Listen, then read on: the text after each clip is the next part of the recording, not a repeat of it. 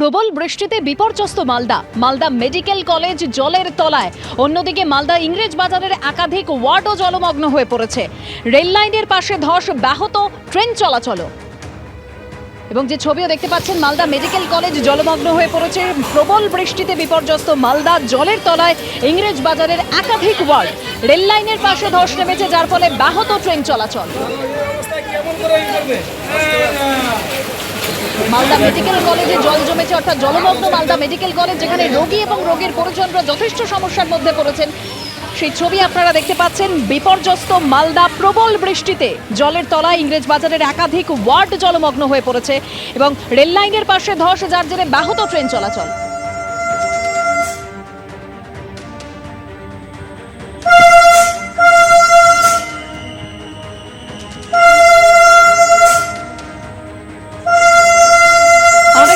প্রতিনিধি অরিত্রিক ভট্টাচার্য রয়েছে এই মুহূর্তে টেলিফোন লাইনে। অরিত্রিক, রেল লাইনের পাশে ধস নেমেছে, যার ফলে ব্যাহত হচ্ছে ট্রেন চলাচল, কি পরিস্থিতি? দেখো, যেটা জানা যাচ্ছে সেটা হচ্ছে মালদায় আজকে প্রবল বৃষ্টি হয়েছে সারাদিন, এবং এই বৃষ্টির ফলেই যেটা হয়েছে, মালদা এবং জামিরঘাটা স্টেশনের কাছে ডাউন লাইনের পাশে একেবারে মাটি ধসে গিয়েছিল, এবং যেভাবে বিপজ্জনকভাবে মাটি ধসে গেছিল, একজন লাইনম্যান তার নজরে পড়ে একেবারেই রেল চলাচল বন্ধ করে দিতে হয়। প্রায় আধ ঘন্টা বন্দে ভারত এক্সপ্রেস দাঁড়িয়ে যায়, অন্যান্য ট্রেনও দাঁড়িয়ে গিয়েছিল। তারপরে রেল দপ্তরের কর্তাদের ব্যাপারটা নজরে আসার পর মেরামতির কাজ শুরু হয়েছে।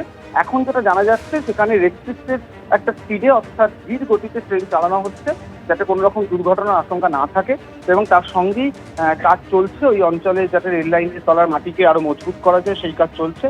সেই কাজ সম্পূর্ণ হলেই তবেই নির্দিষ্ট যে গতি আছে সেই গতিতে ট্রেন চালানো সম্ভব হবে। তবে আজকে রাত্রির মধ্যে গতি খুব একটা বাড়ার সম্ভাবনা নেই। আপাতত গতিতে এখান থেকে ট্রেন চলবে, তার ফলে বেশ কিছু ট্রেন অনেকটা দেরি করে গন্তব্যে পৌঁছবে, এমনটাই জানাচ্ছেন রেল কর্তারা। ধন্যবাদ অরিত্রিক।